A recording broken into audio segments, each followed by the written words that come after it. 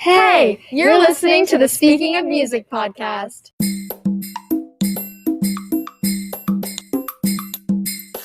Hey guys, We're back. Yeah. And we have a very important episode. This is long overdue, but we are going to be talking about Midnights today, and that is so terribly exciting, and we have so much to say in so little time, so I'm going to hand it over to Victoria. Yes, so Midnights is Taylor Swift's 10th studio album, and it was released October 21st, 2022, and the original track list had 13 tracks, of course, but three hours after that one came out, Taylor decided to surprise her lovely fans with 7 more tracks on the 3 a.m. edition. Let's be real though, like she just wanted 13 on the original. Yeah, Yeah. But we will be discussing the 3 a.m. tracks in a different episode, so this one will be focused on the original 13. So stay tuned for that episode, but for now, let's get right into rankings. Okay, so I'll start then. That's life. So my rankings, actually, I hate them so much. That's a really fun fact about this. Like, let me preface this with, I don't like them, but I also don't know how to change them to make me like them. I agree. Okay, so my rankings are You're on Your Own Kid, Maroon, Mastermind, Labyrinth, Karma, Sweet Nothing, Lavender Haze, Antihero, Snow on the Beach, Midnight Rain, Bejeweled, Question, and Vigilante Shit. Okay, fun fact, I'm actually really happy with my rankings. Not because I'm happy slandering the songs, but because it took me a while to actually make them the way that I did. So mine are Sweet Nothing, Labyrinth, Maroon, Mastermind, You're on Your Own Kid, Lavender Haze, Midnight Rain, Karma, Snow on the Beach, Antihero, Bejeweled, Question, and Vigilante Shit. And my rankings are Maroon, Lavender Haze, Labyrinth, Karma, You're on Your Own Kid, Mastermind, Antihero, Midnight Rain, Sweet Nothing, Snow on the Beach, Bejeweled, Vigilante Shit, and Question. All right, let's dive right into the opening track, which is Lavender Haze.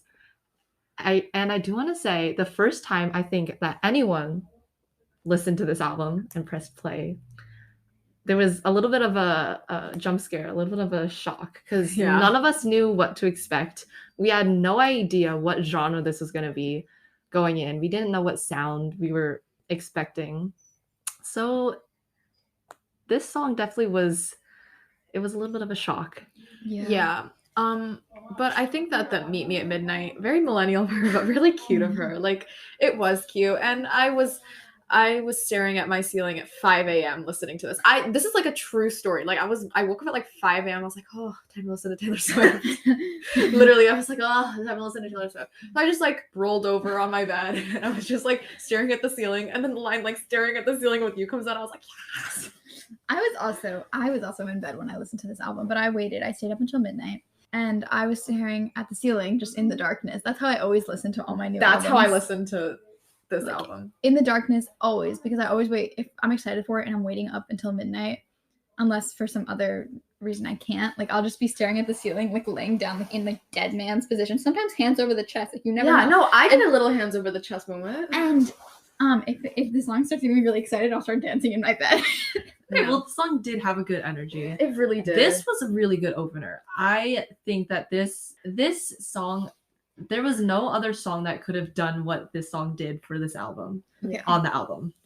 Let me just say, it scared me a little bit when the O's were coming in. Yeah. I was like, uh-oh. I was like, what is happening? I was like, this could be very bad. But it was not, in fact, bad. So that was exciting. The first verse is just, for me, that one takes the cake. Okay, the first time I listened to it, I was like, okay, this is good. But as I listened to it more, it grew on me so much. It was good from the first listen, but the attachment came later for me. And I think the main part of it was the pre-chorus with the yeah, oh yes. Yeah. That's, oh my God, I can't get enough of that. I feel like all of these songs, when the day after this album came out, I was like, yeah, it's good. And then the growing and the appreciation actually started happening after the fact. But Lavender Haze was one that I didn't really need the time to be yeah, this is a good song. Right. Before we move on, I just want to point out when she was doing the promo for this and she had that little video thing explaining what Lavender Haze meant. I thought that was really cute. I thought that was a nice way to touch on the whole loverness of Yeah, the song. Well, she only explained tracks 1 and 3. I know. This song is really reminiscent of the Lover era. Yeah. Okay, but let's move on to a song that was not reminiscent of the Lover era, which is Maroon. Although it kind of was. It kind of was. Okay. Oh my god. I'm very happy that we all appreciate Maroon because I see some people who are hating on it. Really? Yeah. Those people exist? I know. I literally want to cry because it's so good when she goes in with like the burgundy on my t-shirt, how you splash your wine. And the that tempo and entire- like, the whole flow of that whole verse literally I makes you want to love it. cry. It's kind of Reputation-y in the way she created the flow, Right. but not in the sound, which I really like because the thing I like most about Reputation is like it's not the production, although I do love that. I just love the way she like structured her melodies in that album. I feel like that's something she like made strides in that album Mhm. with And that. what I love so much, first of all, I love how she like definitely romanticizes the idea of the color maroon in a way that I've never thought about before. The burgundy on my t-shirt, how the blood rushed into my cheeks. Like, Okay, that's my favorite insane. line is the rust that grew between telephones. Like, Because- oh, we stopped talking. No, the rust that grew between I know. telephones. The lyrics in this particular song are definitely a lot of my favorite lyrics of the album come from this song. And I just think that the way that she, again, the whole red to maroon thing we have happening was very smart of her, very, very mastermind of her. Yeah.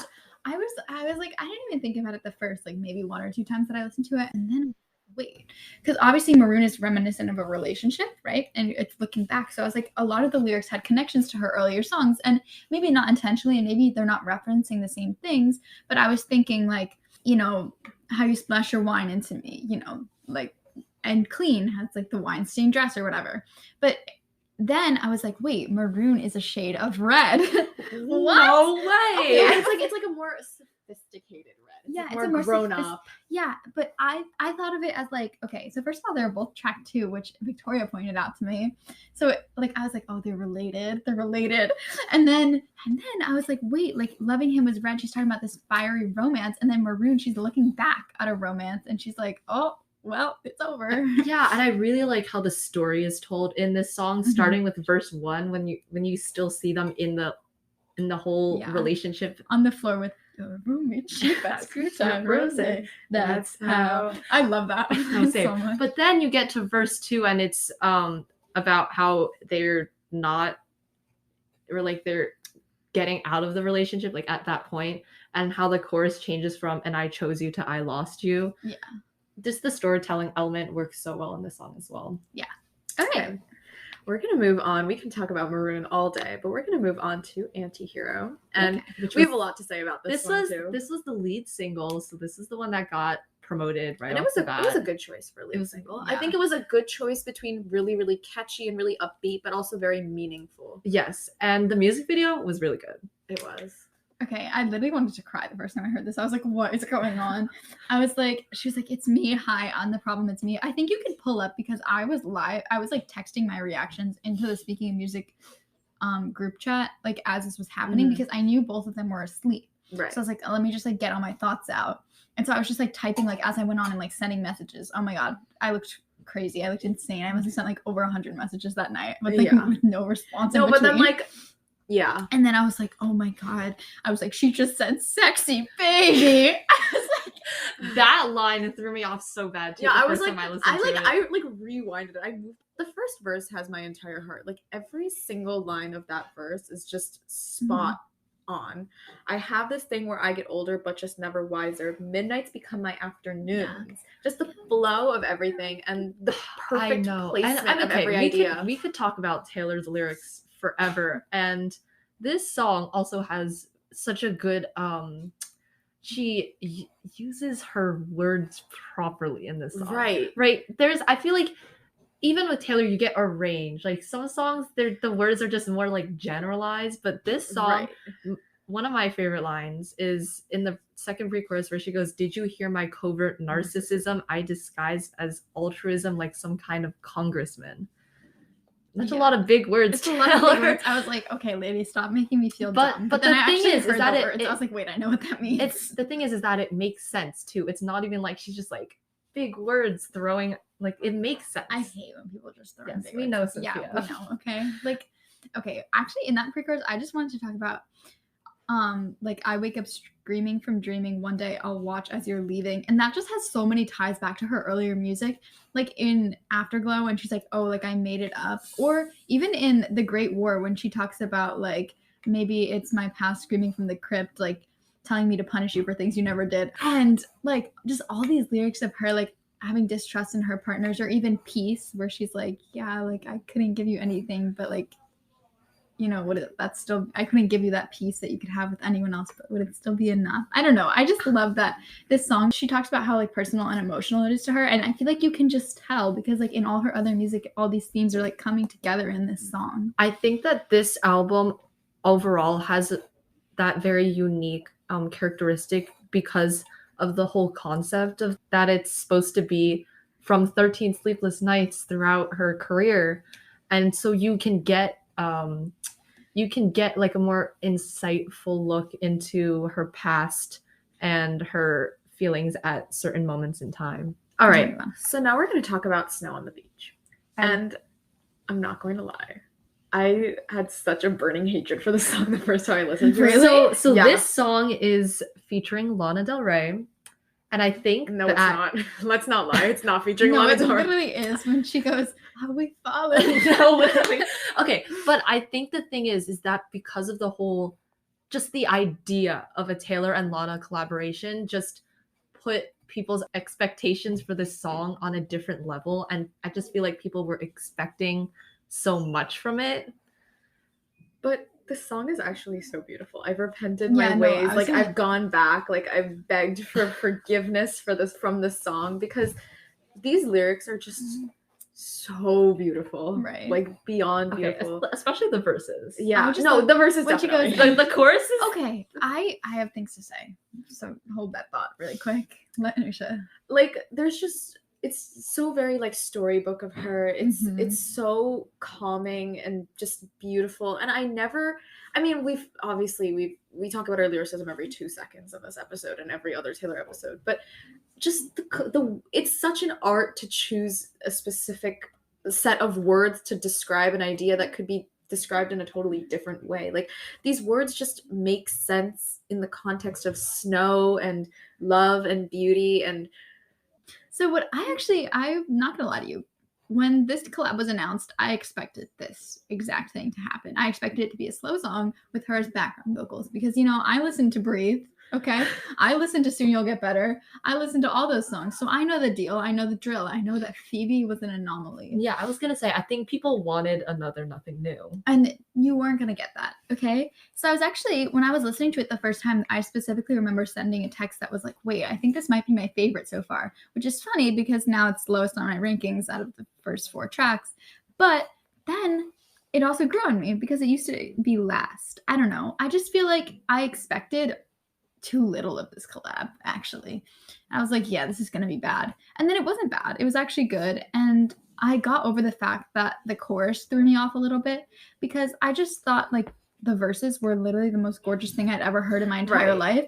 And then sometimes the chorus for me just was like, okay, No, it's it's snow, yeah, like, on the flat. beach, Yeah. like- The chorus is a little like they could have put a little more. And what irked me Into from the the beginning lyrics. was just the badly placed F-bomb. Yeah, because I love the F-bomb she throws in Maroon because people are so quick to be like, oh, you just don't like Taylor cursing because like you're not used to it. Like, no.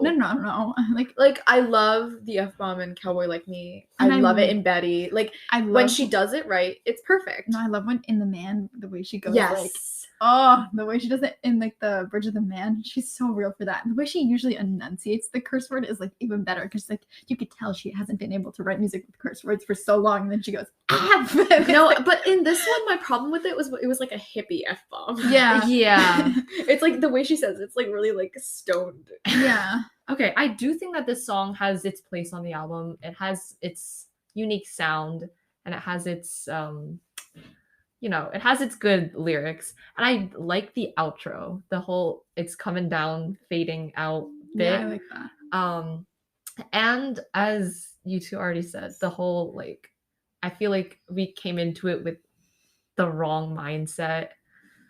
So I definitely hate it less than I did before. What? Do you still not like it? No, but okay. If you wanna think about it as like relative likeness, like it's still near the bottom of my rankings, but like it's Okay. not like the first few times I was listening to this album, it was like The verses anomaly, just converted me, like though.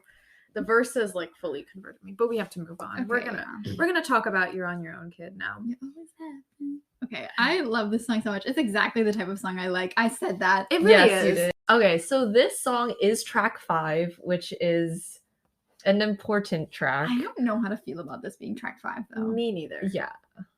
I thought she would put Anti-Hero at track 5. Because like it's the type of thing she would do. It was kind of like delicate type of thing. Like it doesn't sound like a really sad song, but like it is. Whereas this one is like, I don't know.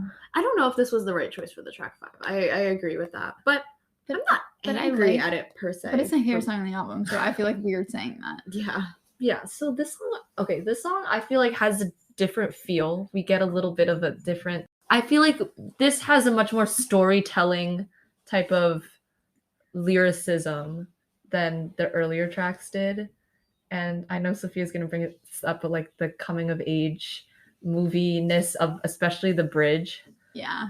Okay, so what I wanted to say is I literally died every time she like started talking in this. I literally died every time she opened her mouth in this song. Yeah.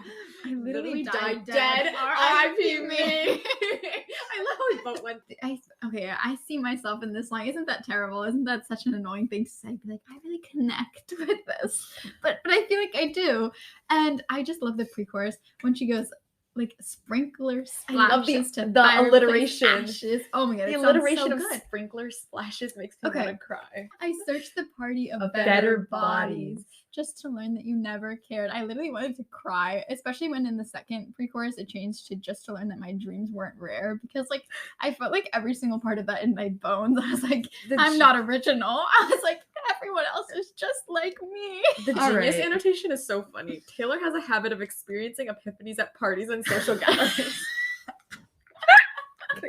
The moment I knew it now. It is! Anyway, so I think that what Sophia is trying to say is that she relates very much. Sorry, I'm getting emotional. You can tell when I really have things to say and they're not quite coming out right, that I really like this song.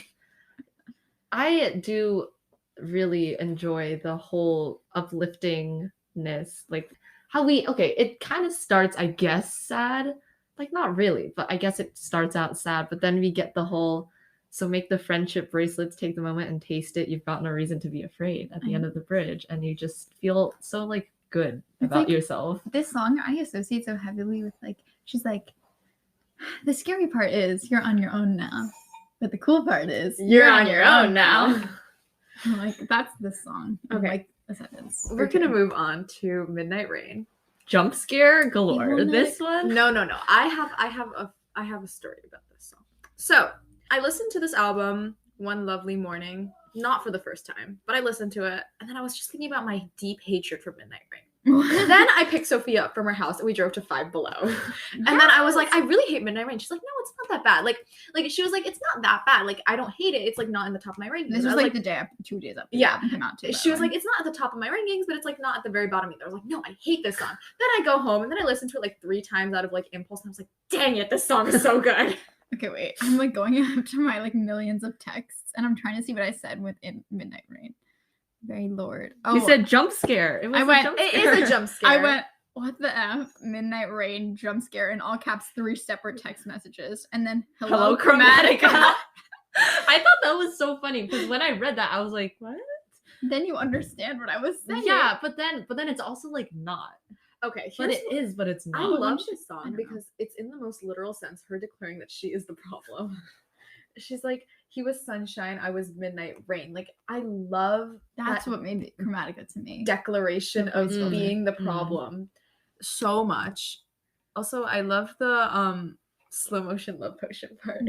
Slow motion. No, the verses have such a good flow of the like the phrases that she uses. I really like, there's the intro in the like the modified voice thing. I love that pitch That's down. what It's made so me addictive. That's what It made is me addictive. But then when she comes in with My Town is a Wasteland, it feels so satisfying. Like, Yeah. because the production works really well with it. And it's like kind of like that little like warp moment. It's like, and then she comes in. No, another part I like is that most of the choruses are this like warped synth pitch down thing, but then like towards the end she comes in with her own voice overlaying, my and God, that's really satisfying it's so too. good. No, the production of this song is just so unique, something that I feel like a lot of people definitely weren't like, when I think of Taylor Swift, I think of this production. Like, no. well, I feel like that's a very rare sentence. Okay, that's true. Only you would say that. I didn't love this song when I first listened. I didn't have a deep burning hatred for it that apparently Anusha did. No, I was like, what is this, girl? But I knew that it was the type of song that I needed to like sit with. And I thought you'd have a lot more issues with this production when I first listened to it. Like after the first listen, I was like, oh, Victoria's not gonna like this one.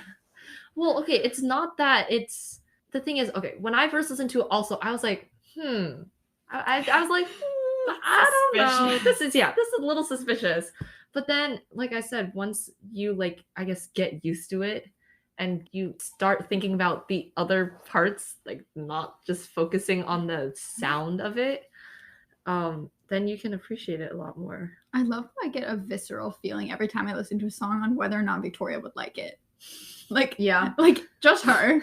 Like, sometimes I listen to songs, so I was like, yeah, Anusha would for sure like this one, or like someone else would for sure like this one. But like, I know, like in my bones, when Victoria's gonna like a song, and it's really gratifying when I really like a song. And I was like, oh, Victoria's gonna hate this one. Like, yeah, like it's a really gratifying. It's like the rats aren't gonna like this one, but the rats don't run this city. We do, but Victoria's the rat. Excuse. I was just about to say, did you just call Victoria a rat? But then you just did. That's exactly what I did. Okay, let's move on to question. Okay, so this when she sampled Out of the Woods, the first thing I said when I listened to this song was, "Oh my God, she just put Out of the Woods into the song." She sampled her own song. Isn't that such a girl boss move? Sorry, I cut like you off. imagine being famous enough to do that. No, literally. Before this song even came out, all three of us, we had a little concern about the title and the rightly so. The formatting especially just threw me off. Just because I feel like in general she doesn't put a lot of punctuation. It just didn't like it just wasn't necessary. It was weird. We talked about this in our hot takes episode, which actually is one of my favorite episodes we've recorded to date. I think it's so funny. Okay. Sorry. We will be doing more of those. But okay, this song to me gives so much single vibes. Like this could be a single. That's what it gives to me. Like it could be a single. No. I would have been mad if this would have been a single off of this. I would not. No, I would have. This sounds so much like a single to me.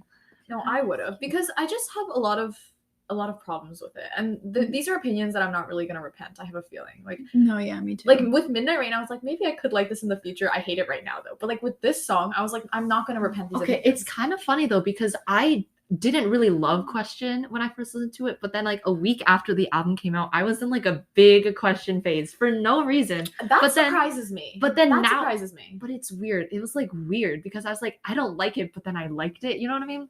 But now I'm out of that. It's like I'm pretty sure it's last on my rankings. Whoopsies. I'm gonna kind of go through.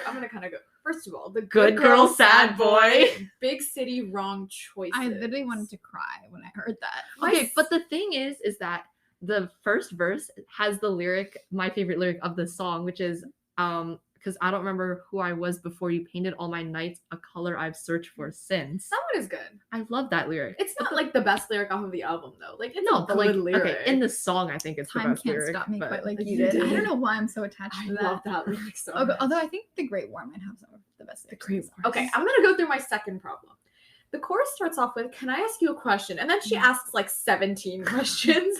Okay. She's going on a spiral. She's like, "Can I ask you a question?" And then she goes in with the most like violating specific. Like if someone came up to me and asked me this type of question, I'd be like, "What the hell?" No, literally. Like how it ends with, "Do you wish you could still touch her?" It's just a question. The whole part is like, no, it's not. This is an accusation. No, well, that's the point. Yeah, but it's like feels really violating. No, because I think it's funny because, like, yeah, it feels like 4 questions in the first part, but it's really just one long question. It's like, she's like, did you ever have someone kiss you in a crowded room and Every single one of your friends was making fun of you? But 50 seconds later, they were clapping too. Then what did you that's do? 2 separate questions. That one was one question. And then the second question is, then what did you do?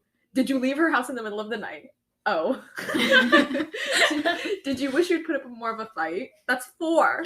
When you said it was too much, 5. Do you wish you could still touch her? 6. Okay, but when she said it was too much, it's not an actual question. When she says, can I ask you a question? That's literally a question. So, yeah, so 7. Can I ask you a question? Would you like to listen to an ad break? The answer is yes, you would. So here's one for you now. If you haven't heard about Anchor, let me tell you about it. Anchor is the easiest way to make a podcast. Let me explain. It's free, and there are creation tools that allow you to record and edit your podcast right from your phone or computer. The best part is that Anchor will distribute your podcast for you, so it can be heard on Spotify, Apple Podcasts, and so many more. And you can make money from your podcast with no minimum listenership. It's everything you need to make a podcast, all in one place. Download the free Anchor app or go to anchor.fm to get started.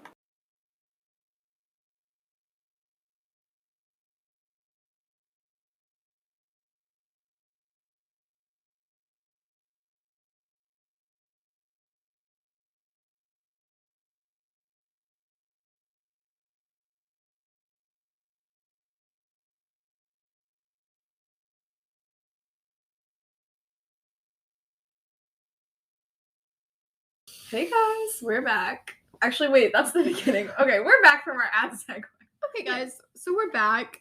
We need to take maybe a little bit. We should have probably taken a little bit longer of a breather before jumping right into the second half of the episode. But you know what? We're here and we're ready to talk about vigilante shit. Okay, so I will start this discussion, apparently, because you guys are not emotionally ready for this. Okay, so this song, I feel like, was another one of those ones where when the track title was released, we were a little bit of questioning, a little questionable. We didn't really know where this song was going to go. This is true. However, it makes a lot of sense where it ended up going with the whole, like, rep vibes. Yeah, the reppy vibes. I saw a theory that this song is about Scooter Braun's wife. Oh, I saw that too. I And saw I was that like, too. that's so. I thought it just so was about real. Scooter I don't know. Braun's Like, wife. I mean, it's not like she said that. I've seen theories that it's about Kim Ooh, K. that's an interesting theory. I doubt it though. I doubt it too. I think it's Yeah, more but the likely whole, like, about... the ex-wife thing, though. Yeah, but I also feel like Taylor doesn't get along with the Kardashians. Like, you know No, what I she mean? doesn't. But it's not saying in the song. It doesn't say that she's like BFFs with this girl now. You know what I'm saying? Like, Okay, well, okay. I think the Scooter Thick as one makes thieves so with much more sense. Yeah. No, thick as thieves with your ex-wife. Because I feel like Kim betrayed her just as much as Kanye did that That's one time, true, and that's true. Kendall too. Oof, that was rough. Anyway, we're not going to talk. I about have a her really personal hot life. take about this song. All right. Like, okay, she's ready. She's like, all right. No, okay. Like, everyone on Twitter is like, yeah, like this is like so rap. Like, this is like so good, and everyone's like hyping it up a lot. It is rap, but I'm not gonna lie. I feel like it tries too hard to be rap. No, I understand what you're saying. Like, it It just tries really, really, really hard to be like the Reputation song. But Reputation wasn't all like angry and like draw the cat eye sharp enough to kill a man and like, oh, like she's this like girl boss, like hot, independent woman. Like, it wasn't all that. Like, yes, that's what the general idea of the album is, but the song just tries really, really hard to fit into that category, but it's just not as good as stuff off of rap. No, I I kind of agree. understand what you're saying, yeah. I'm gonna agree with Anusha on this one because the idea of rep to me as an album is very much like the whole wide world sucks so bad sometimes, and I didn't understand that before, and I let like the vision the world had of me define who I am, and now I'm not gonna do that anymore because I've surrounded myself finally with the people who lift me up no matter what, no Right. matter what my reputation will be. And It was more positive than people like to think of it. yeah, Reputation to me is such a positive album. It's an album about falling in love. It's like Lover isn't the album you fell in love in. Lover is staying in love, you know? You know, I just think that maybe like the production was sort of Taylor-y, and I think the most rep part of it for me is like the bridge. Like, it kind of gives I did something bad a little bit. Like, ladies Mhm. always rise above, you know? Ladies know what people want.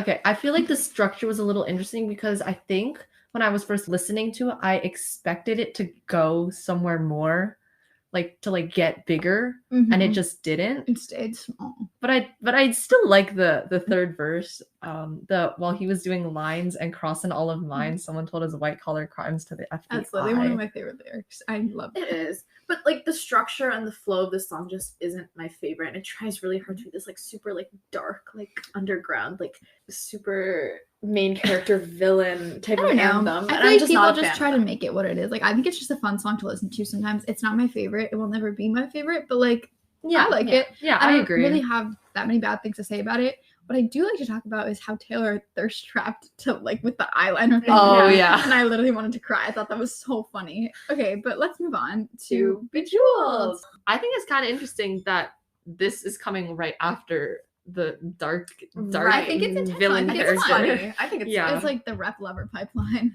So this was the second single. And it was a good choice for a single. Okay, I do think that this gives single vibes. It does. It does. And it's a good single. I'm not mad that it was a single. I agree. I also do think though that the word bejeweled threw me off when I first saw it on the track list, Same. and even when I was like listening to this swipey game. Yes, that's so. It was definitely like a weird thing that I had to work out in my head. It was just really fun. I think this song would be so funny if it was called "Nice" with an exclamation point. I would have cried so she much. I would have tried. She could have trolled all of us so bad with this. Like That would have no. No, I'm glad it's not called Nice because Same. it makes me like the song a little bit. Okay, the nice, Nice. the Like- nice definitely also threw me out the first I time. love listened to it. But I It's do the like it. return of me. It is, And I love that. Okay, I'm a me like defender. I don't get me wrong, I am not an apologist of the feature. I still think that was bad. And I know that she does not defend the feature anymore either. But like the general concept of the song was literally fine. People make a big deal out of nothing. Okay, I love how she starts with baby love. And then she goes like baby boy. I just love that so much. And then It's super alpha of her. yeah, it is very alpha of her. Like it gives like she wears the pants. Uh-huh. And I love when she was like, didn't notice you walking all over my peace of mind in the shoes I gave you as a present. It's like a really, really fun song. that's really fun. And then I just was so thrown off when she said best believe. I was like, you're not supposed to know that. You don't get to know that combination of words exists. I don't know why. I was like, that's I mean, alliteration. Hello. no, but I was like, it's like oh, It's you like best believe I I'm was still like, bejeweled. I'm I love the alliteration. Still bejeweled. Alliteration I makes think me that- so happy. I think that again, she obviously uses her lyrics well in this song, and I think that the way she formats it makes it keep that whole like fun vibe. You know, the whole like I don't know. It sounds like she's the whole like conversation thing when she's like, and when I meet the band, they ask, "Do you have a man?" I could still say, "I don't remember." And I think the words, That's so girl boss of her though. the flow of it, and it's very like keeps going. You know, like the syllables just keep coming. Also, when she said breeds, I was like, oh god. But then it went in a different direction. I was like, she said breeds. I was like, and then she said familiarity breeds contempt. And I was like, okay, that makes sense. Oh, and then she does, I feel like, a very like obvious what's the word? Oh my god. Concept thing in the bridge where she just like lists a bunch of gemstones, sapphires, and moonstone. Some guy said and my diamond. aura's moonstone just because he was high. Okay. It is a very fun song though, but we are gonna move on to Labyrinth. Okay, so the first time I listened to Labyrinth, I'm like going through my thoughts. I think this is so fun. I called it an electric gold rush mixed with the Archer. And that's literally Okay, my favorite combination. it kind of of makes things sense, ever. Right? It's so good. I love Labyrinth. Like you just so hear the words much. electric gold rush mixed with Archer. Like that's my ideal combination of songs ever. I sobbed the first time I heard this. I was like, I was in awe. I was like, this is gonna be my number one, and it almost was. But we're gonna get to that in a Okay. second. I love the chorus where she goes, "Uh-oh, I'm falling in love. Oh, Oh no, no." I'm falling And in love." And then, she goes, "Oh, "Oh." I'm falling in love." I saw the I've seen thing- so many I saw people the thing like, that was like the realization, like what was it? it's like the realization, and then it's realization, like I don't know, like the denial, like the Oh yeah. like the She's like, I'm falling in love. Like, oh Oh, no, no, this is like- gonna end so like, it badly. hits Like all my her, other ones. and And then then it's O is the oh. acceptance. And the way I'm she says falling in the love. O is like so like Just- soft and just, sweet and I'm like, oh. And then when she says like she like solidifies it in case you didn't get all the O's, oh no's, and then O's. She goes, I thought the plane was going down. How'd you turn it right around? So that's like, you know, like she's like fallen hard, and like the other person hasn't like cared as much about her before, but now. Okay, can we Someone also talk cares. about the whole breathe in, breathe through, breathe deep, breathe out thing? in her speech. Yeah, she was a little too smart for that. She was. A little It's too much. such a good lyric. I love the breathe in, breathe through, breathe deep, breathe out. I'll be getting over you my whole life. Are you joking? That's so good. Anyway, yeah, no, this song, you know, when she did that whole thing, like, oh, here's like the 5 things these songs about, and like one of them was falling in love, are and you this song was kidding? just like Also, just I love the fully little encompassing. Like That was a good like that was like on Thank in you. tune. Thank I would not be you. able to do that She in goes- tune. No, because it goes really fast. It's like, And that was less in tune. Thank you, Okay. Victoria. I really appreciate that. right. I really tried hard. Let's move on. Okay. I'm so sad to move on from this song. Okay, but we're gonna go to Karma now, which Karma was is my boyfriend. Karma is not my boyfriend. Let's be real. No. BFFR right now. Like Karma is not my boyfriend. You're right. Karma is my boyfriend. Actually, it's literally, yeah, there's no way. Because if Karma was, do I believe in Karma? I don't know. I go Karma back has and to be your boyfriend because your girlfriend got you Taylor Swift tickets. Yeah, Karma is my boyfriend. But Karma is my boyfriend because I do a lot of bad things and nothing really ever happens to me. Except for every once in a while I break down.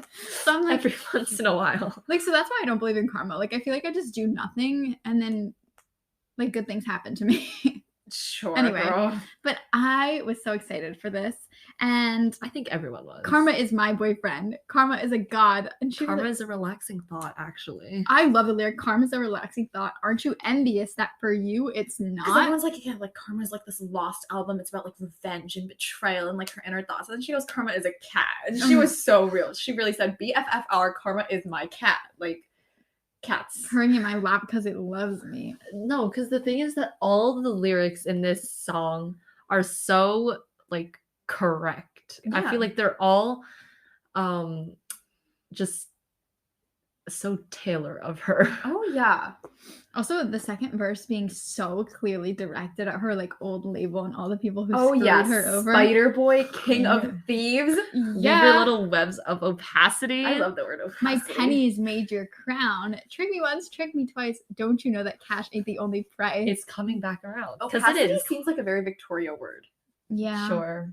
Like, It seems very like opacity. Like, that's a Victoria word. it seems very fantasy. I think that's why. Not the direction I was going with that, but if you Also, want to we bring should- it back we there, should then start getting emo. okay, Anyway. emotion. Okay, but Victoria, when she gets emotion. my absolute favorite part of this song is Karma is the guy on the screen coming straight home to me. Because this is the counterpart. I'm so convinced this is the counterpart to Sweet Nothing, where she goes, where she's like running back to the love of her life. And this is the guy on the screen coming straight home to me.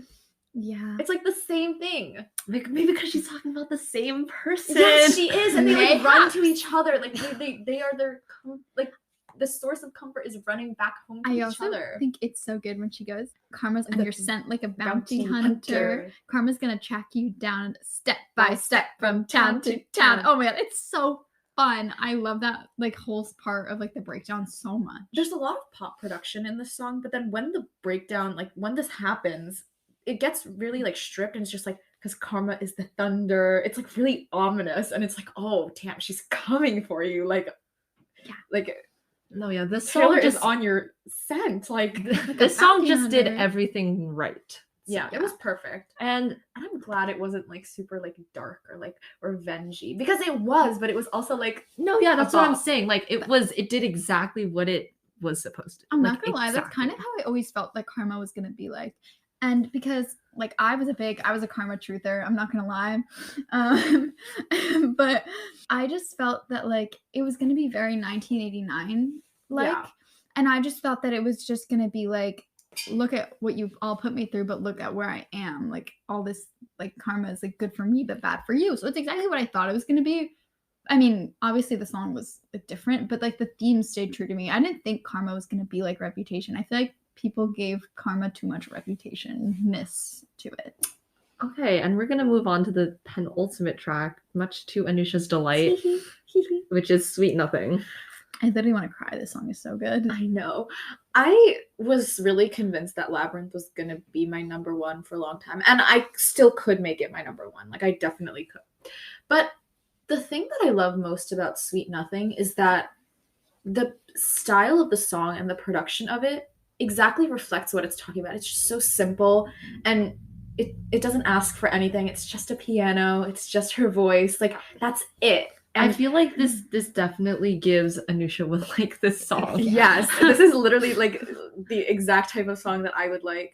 Okay, when she says on the way home, I wrote a poem. You say, what a mind. This happens all the time. You're kidding. You're kidding. Someone just like, you're just like doing your thing, just writing a poem, like pouring your heart out. And then the first thing that the person you're like talking to says is like, you, what a mind. Like your mind comes up with such beautiful things. Like your mind is beautiful. Your brain is beautiful. And this happens all the time. Like you're being constantly reassured that your work is valid. The things that you care about are valid. Like that means so much to me. One of my other favorite things. Oh yeah. One of my other favorite things is definitely obviously the chorus. When she goes, they said the end is coming. Everyone is up to something. Amidst all this chaos, I find myself running home to your sweet nothings. And the word running is really important to me because it's not just, oh, like I find myself like going home to you. I find myself coming home to you. No, it's I find myself running home to you. Like just running away from all my problems towards you. Like that is the best love story I've ever heard in my entire life. I also just love how like sweet nothings are like reassuring, like you know, like yes, like soothing things. You never expected anything from me, right? And then it's so like piece of her, and it's like everyone wants something from me. Like I could never. That's what she's saying. Like everyone wants something from me. Everyone has an agenda, but all that you've ever wanted to me was sweet nothing. And nothing is so sweet because she doesn't get that from anyone else. Like, the person that she loves has no expectations for her to be like this grand pop star, grand country star, grand whatever.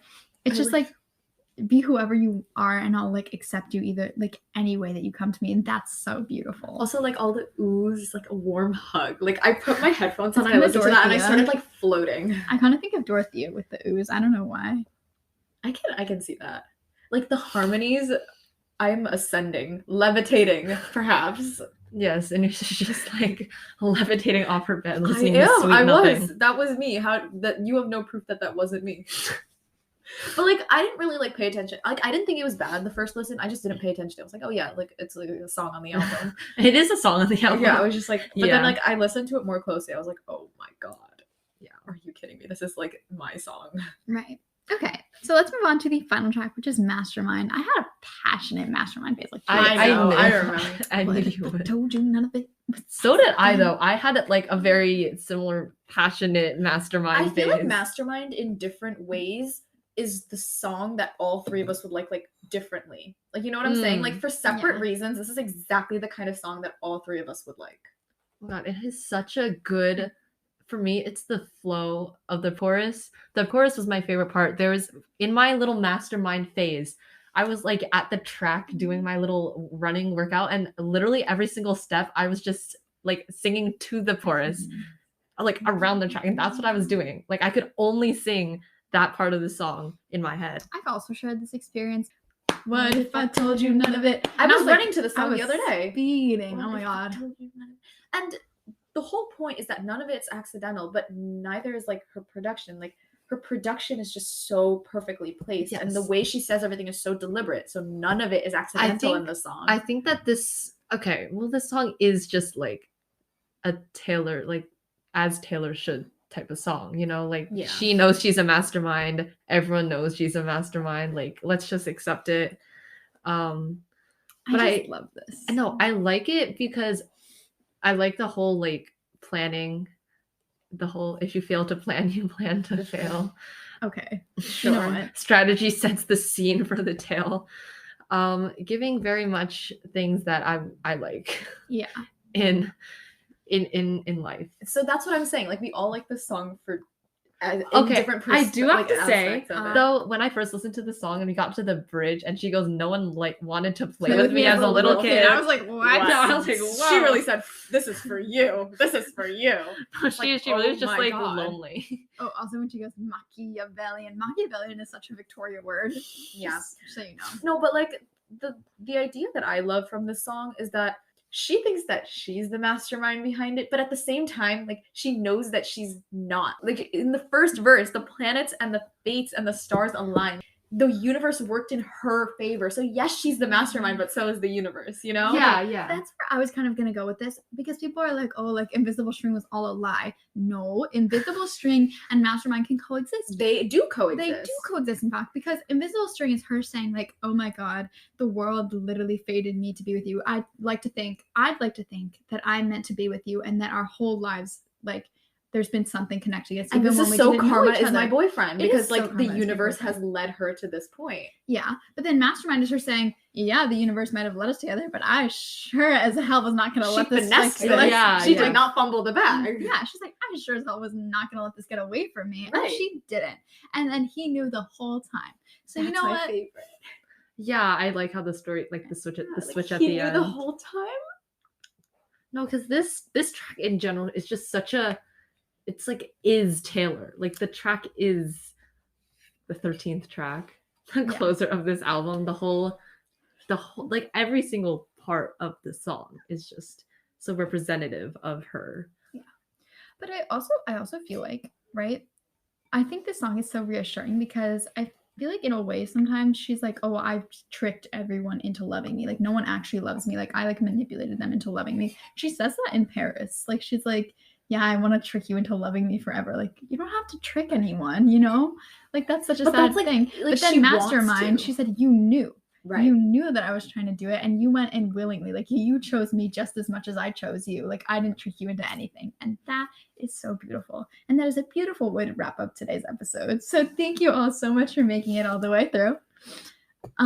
If you want to see more content from us, especially more Taylor content, you should definitely be following us on social media. Our Instagram is at the Speaking of Music podcast. And our TikTok is at Speaking of Music Podcast. So make sure to go follow both of those for all the latest updates. And as always, we'll see you next week. Bye.